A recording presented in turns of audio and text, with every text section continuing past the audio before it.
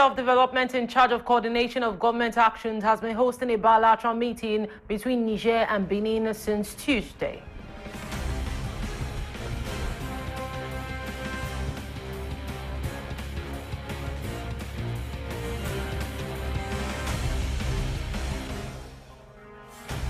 Country Technical Education and Vocational Training received in his office on Monday, the 15th of May, the 4 students representing Benin at the 30th edition of the Pan-African Mathematics Olympiad.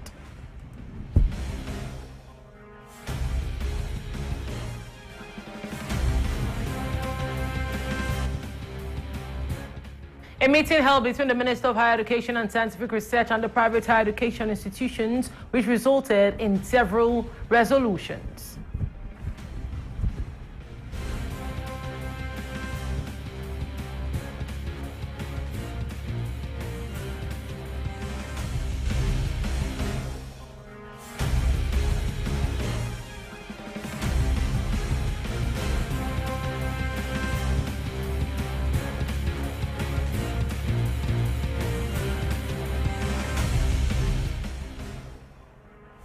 Good afternoon, our dear viewers. Welcome to the 1 p.m. news edition with Hazele OGOIGBE, coming to you live and direct from Golfe TV Africa here in the city of Cotonou.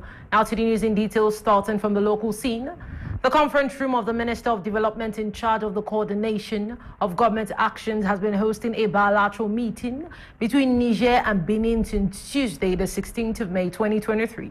Now, this meeting aims to improve coordination in the fight against cross-border human trafficking. More information in the following report. For several years, human trafficking and smuggling of migrants have become a growing concern in the region. West and Central Africa is the zone of transit and destination for victims of trafficking and small goods migrants. To improve coordination in the fight against cross-border human trafficking, Benin and Niger joined hands through a bilateral meeting. L'objectif général est donc de dresser un état des lieux de la coopération transfrontalière bénino-nigérienne en matière de lutte contre la traite des personnes et d'envisager les voies et moyens de la renforcer. The general objective is to address the state of the cross-border cooperation of Benin and Niger and the fight against human trafficking, and in addressing the ways and means of combating it. This meeting is part of the implementation of Component 3 of the Crime Project, organized for West Africa's response to trafficking, financed by the European Union. Ladies and gentlemen, during the course of 3 days' work, we will proceed to share our experience between the two countries, Benin and Niger, in the fight against human trafficking. The director of the National Agency for the Fight Against Human Trafficking in Niger says he is satisfied to be in Cotonou to take part in this meeting. He recalls the position of Niger in dealing with this scourge. Personne est une violation des droits de l'homme qui touche presque tous les États du monde. Human trafficking is a human rights violation that affects every state in the world. The victims of heinous crimes, most often women and children, are being deprived of their normal lives, their freedom, their dignity, and forced to provide various work and services for direct benefit. The geographical position of Niger with North African countries constitutes an excellent transit system and also destination for all migrants leaving the region, particularly the Republic of Benin. Ladies and gentlemen, the government of Niger, like other countries in the world, is committed to fighting human trafficking in all its forms. This bilateral meeting between Niger and Benin benefits from the technical and financial support of the European Union. Alastair Alinsatu, Director of Cabinet of the Minister of Development in charge of the coordination of government action, launched the proceedings of this bilateral meeting. The profit generated by human trafficking worldwide is estimated at $32 billion, and the United Nations Office on Drugs and Crime estimates that smugglers generate profits of up to $150 million per year for smuggling West African migrants into Europe. Migration is an important phenomenon in West and Central Africa, and its management poses real challenges for governments and regional institutions. Crossing over to the news in brief, moving to Nigeria.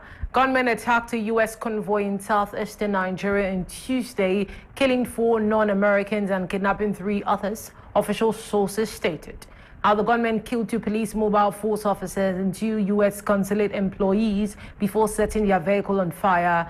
And the attack took place at 3:30 p.m. on Tuesday in Ogbaru district of Anambra State. The security forces were deployed to the scene, but the gunmen had managed to kidnap the 2 police officers and a driver. Back to the local scene, there was a heartfelt session between the Minister of Higher Education and Scientific Research and the private higher education institutions. The meeting, which resulted in several resolutions, brought together executives and actors from the academic domain. More information in the following brief commentary. An exchange with key stakeholders of private higher educational institutions on the problem that undermine the sector in order to provide adequate solutions. This was the aim of the meeting, which permitted the government to take stock of several dysfunctioning units in the sector. For the Minister of Higher Education and Scientific Research, it is an urgent need to put an end to these dysfunctional irregularities observed, she maintained. The founder of a private higher educational institution, satisfied with the meeting, gave kudos for the initiative behind the meeting.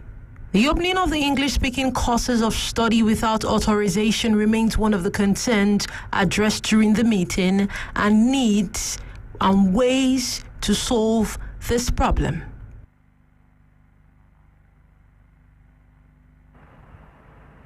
Away from that, crossing over to the news in brief.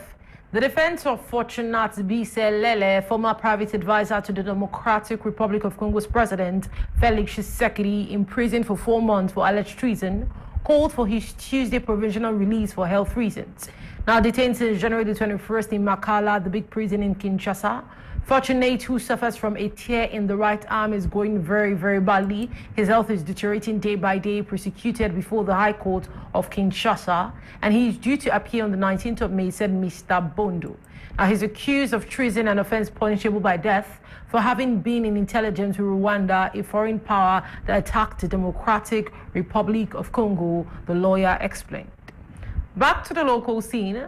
The Minister of Secondary Technical Education and Vocational Training, Kware Shabi, received in his office on Monday, the 15th of May 2023, the 4 students representing Benin at the 30th edition of the Pan-African Mathematics Olympiad held in Kigali, Rwanda.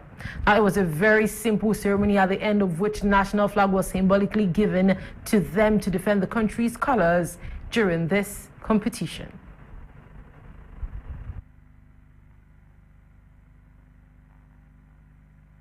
There are 4 students of the first Series C who will represent Benin at the 30th edition of the Pan-African Mathematics Olympiad, scheduled to take place from the 13th to the 22nd of May 2023 in Kigali, Rwanda.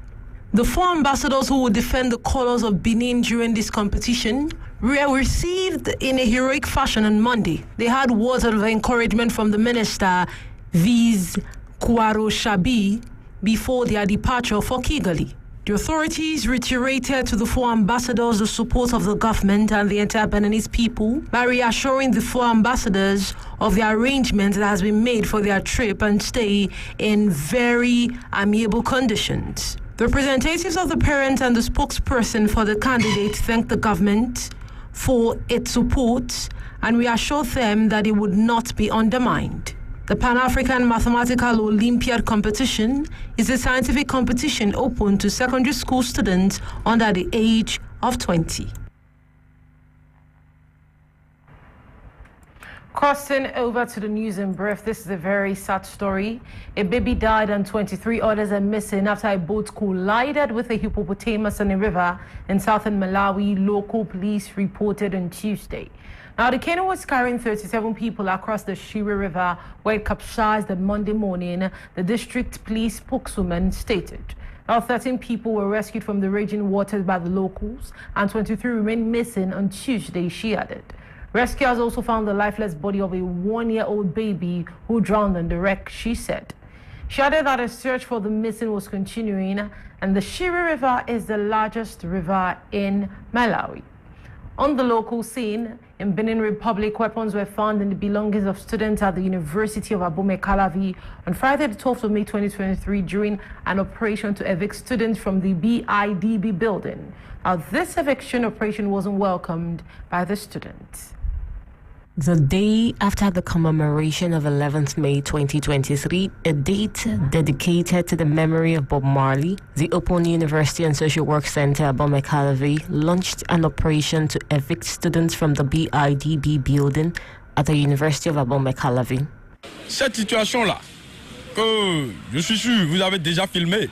I am sure that this situation has already been recorded and it has already been viewed, that the luggages of the students has been thrown out and also the student has been asked to move out, according to the authorities. I know no students illegally lodge in the building and the students assault their fellow students, disturbing the quiet and the peace of their fellow students. I believe that as an authority, there's an automaton Sankara situation that I used to brandish everywhere. As an authority, you have to be at the high level, which allows you to see very far. But as a leader, you have to be on alert at all times to know what is going on. Yes, the authorities has to know what is going on. But what is the suitable action that has been taken not to create another problem?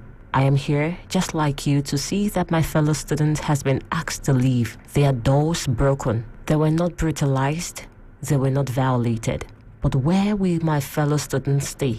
As leaders, did they bother to find even a shelter for them? I would like that a census be carried out to know the students and non-students in this building. That has not been done before. An uncompleted residency inhabited by a group of students. On the campus, they denounced the action carried out by the officers of the police station of Abomey-Calavi on the instruction of the rector. It should be noted that during the eviction operation, weapons were found in the belongings of the resident students.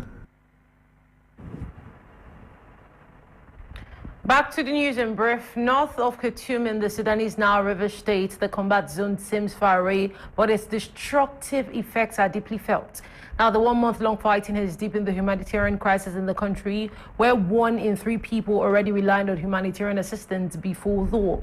Now, farmers in the Al-Kala region affected by fuel shortages, donkey carts have become the only means of transportation. Now, let's cross over to the educational system, still on the local scene. The primary school educational system in Francophone Africa is similar to what is obtainable in France. Now, this commentary gives a deeper outlook into the primary educational system in Benin Republic.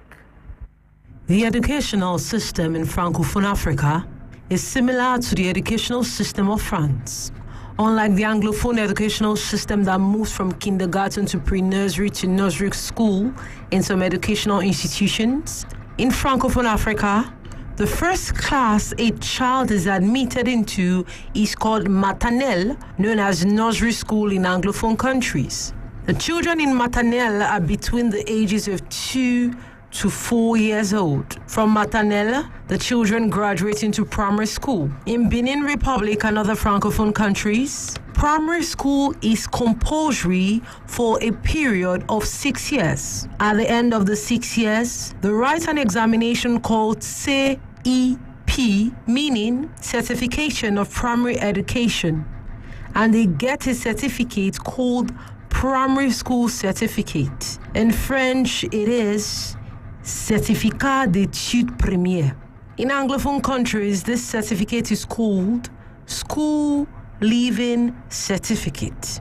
The minimum age required of a pupil to qualify for the Certificate of Primary Education, CEP, is 9 years, and unlike some Anglophone countries that students can write examinations in an earlier class, in Benin Republic, this is not obtainable. A child must follow the due process and write the exam in the 6th grade. The primary school system commences with CI, known as Primary 1, CP, known as Primary 2, CI1, known as Primary 3, CI2, known as Primary 4, CM1, known as Primary 5, and CM2, known as Primary 6. The pupil has to get to CM2, equivalent to Primary 6, before he qualifies to write the CEP examination. When the student succeeds, he moves into secondary school. In Benin Republic, students cannot be double promoted. They must finish the 6 years in primary school. The certificate of primary education examination is over 20 and the cutoff mark is 10. The examination is held in the month of June every year. The CEP examination happens simultaneously in all the parts of Benin Republic in different examination centers. If a pupil fails the examination, the pupil has to retake the examination and repeat the class. Crossing to the news in brief, the death toll from the Shakahola massacre in a forest in southeastern Kenya, where a sect whose leader advocated fasting in order to meet Jesus was meeting, has now risen to 201 after the discovery of 22 new bodies last Saturday, the region's prefect announced. Now, the police believe that most of the bodies discovered near the coastal town of Malindi are those of followers of the sect of Pastor Paul Nthenge Mackenzie, a former cab driver, self-proclaimed pastor of the Good News International Church that he created. Now, the area prefect, Rhoda Onyacha, said 26 people have been so far arrested, including Paul Nthenge Mackenzie and a gang of goons responsible for making sure no follower broke the fast or escaped from the forest. Now, Paul Mackenzie had surrendered to the authorities on the 14th of April after the police discovered the first victim in the Shakahola forest. About 50 mass graves have been discovered since then.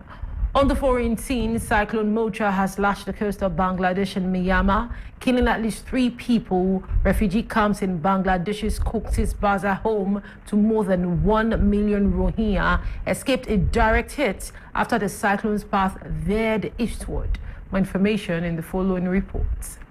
Barreling into Bangladesh's southernmost town of Teknaf with 195 km/h winds, Cyclone Mocha made landfall.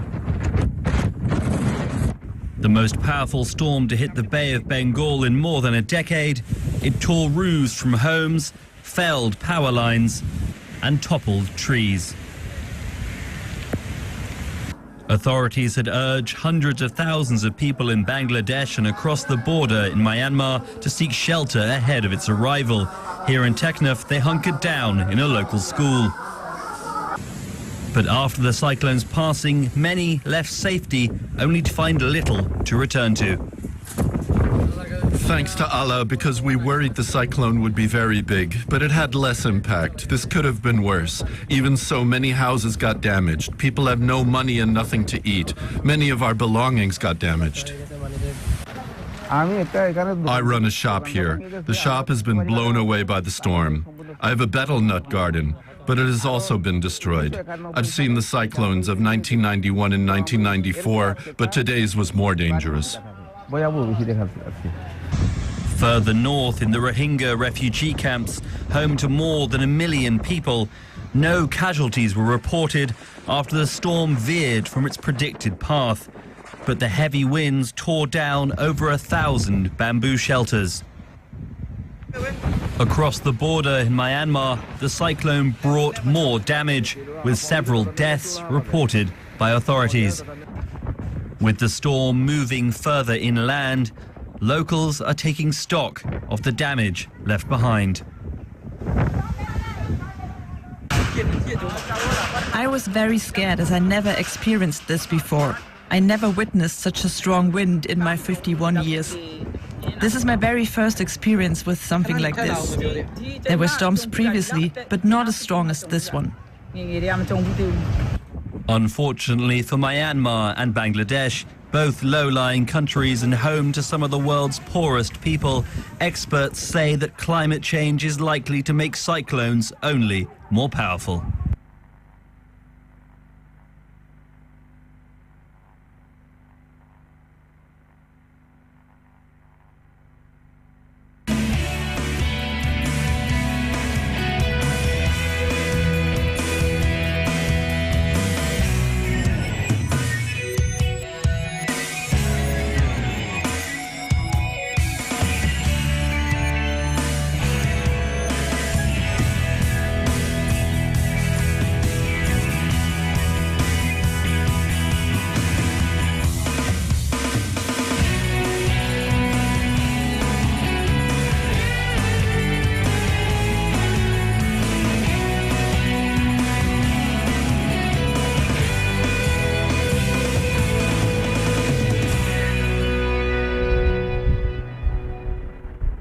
You're still tuned into the 1 p.m. news on Golfe TV Africa with Hazele, OGOIGBE, and this is the African Newspaper Review, where we get to review stories that are trending on the African scene. And today we're going to be starting on the front page, Liberia. All right, let's go. I'm starting with this story that says, U.S. State Department imposing visa restrictions on individuals responsible for unserving Nigerian elections could also serve as a warning to Liberia. You know, yesterday on the news, we talked about the fact that the United States of America said all the individuals that were one way or another, they manipulated the Nigerian elections are going to be banned from entering into the United States of America. Now on the front page, Liberia, it's also talking about the fact that the Liberian elections is close by. So this is like a warning that if your politicians or people in power tamper with the Liberian election, you also face the risk of facing this fate. You'll be banned from entering into Liberia. Of course, that is on the pages of the front page, Liberia. Now, still on the front page, Liberia, let's see the story that is on the top side of the front page, Liberia. Now, the story says, police in Baringa arrest 36-year-old woman for alleged murder. Mother buries baby alive, and she says, I did not want this baby because the pregnancy was denied by my boyfriend. But the question is, even if you did not want the baby, why should you bury the baby alive? There is no reason for the woman to bury the baby alive. She could have simply carried the baby, given it to a motherless baby's home, rather than killing her own child. I really do not understand what would make a mother bury her baby alive. Oh, because she says the boyfriend refused to claim ownership of the baby. Okay, away from that start story, let's see the stories that are trending on the front page of The Nation Malawi. All right, now on The Nation Malawi today, okay, let's just go. Okay, yes, good to go. Now on The Nation Malawi today, the story says, NHRC paints gloomy picture on rights. The story says, court pens you landing fate, express reservations with special pardon status to communicate date and judgment. Now, if you're curious about the story, you could always check the front page of The Nation Malawi. Moving away from The Nation Malawi, let's cross over to the front page of The Guardian Post Cameroon. I am seeing stories about the Amber fighters on the front page of The Guardian Post Cameroon. Let's see what the story says. Okay, we go. And the story says, on the front page Cameroon, the story says, 2 dreaded Amber generals, 16 fighters surrender in Indian. This is, of course, a positive story. Now, the story says, Chantia naval workers threaten strike over months of unpaid salaries. And in the littoral region, 14 arrested over killings of soldiers and biker in Penda Mbonk. Now, still on the pages of the front page, it says, PCC celebrates life of Reverend Masok's mother. If you know you're interested, you want to know why they're celebrating the life, you could always check the front page of The Guardian Post Cameroon. Now let's cross over to Nigeria. Let's see the stories that are making the rounds on the front page of The Punch, Nigeria. You know, yesterday we talked about the fact that doctors were threatening to actually go on strike in Nigeria, and I talked about the fact that if doctors go on strike, it would be quite terrible because the amount of deaths in Nigeria would actually skyrocket because no one to take care of them. Now, The Punch is starting with that story saying, Dr. Sean talks, medical tourism gulps $3 billion in 3 years. What does medical tourism actually mean?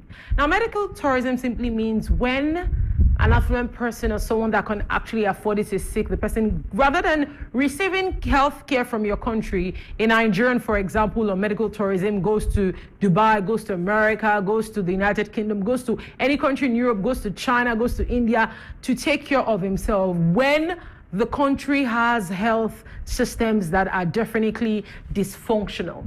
And now it's saying that the medical tourism gulps $3 billion. Now the story says resident doctors reject Ngige's peace movement, decry health sector brain drain. Lots of Nigerians are moving out of Nigeria, seeking for greener pastures in other countries. Now the story says Army rewards 58 soldiers with bicycles and cash gifts. This is quite amusing because in the 21st century, I'm wondering, what are the army officials actually going to use a bicycle for? Now, this story says, threatening anti-graft agencies, the federal government advises Tinubu, the incoming president. The story says Nigeria needs $12 billion to clean up oil spills. And the National Assembly leaders and APC won Akpabio and Abbas against upset. If you know you're curious about more stories that are trending on the Nigerian scene, you could always check the pages of The Punch Nigeria. Now, crossing away from The Punch Nigeria, moving over to my favorite daily, which is the front page of The Citizen Tanzania. Now, Citizen Tanzania is talking about trade. Let's see what about trade. Now, the story says traders split over Karaoke strike ahead of crisis talks, with Prime Minister Kassim Majaliwa expected to meet with leaders of traders operating in Karaoke today. Claims of selfish interest emerged yesterday. Now, it says newspapers in education initiative activated in Dar es Salaam. And this story says, Kikwete, it pained me when members join opposition. And the government details plans for BRT networks in more cities. So talking about the fact that BRT is not just streamlined to Nigeria, but also Tanzania is taking that initiative, which is a positive development. For more of that story, you could check the front page of The Citizen Tanzania. Now, crossing over to the last dailies for today, still going back to the pages of The Nation, we're still on the Nigerian scene. Let's see the stories that are making the rounds in Nigeria today. Okay, let's talk about this. Now, this story says, why Hilda Bessie is yet to get World Guinness Record certification. Hilda Bessie is actually a Nigerian cook that made up her mind to break the existing record of cooking for the longest amount of hours. She cooked for more than 90 hours non-stop, and she's a Nigerian. And the story says, what Tinubu should do on security by IG and DSS and NSA. And of course, on the political scene, APC urges senators to avoid 215 fiasco. And our dear viewers, with that, this is where I conclude this edition of the African Newspaper Review on Golfe TV Africa and the 1 p.m. news. I am Hazele. Join me by 6 p.m. for Vocal Points. Thanks for tuning in. Enjoy the rest of your day.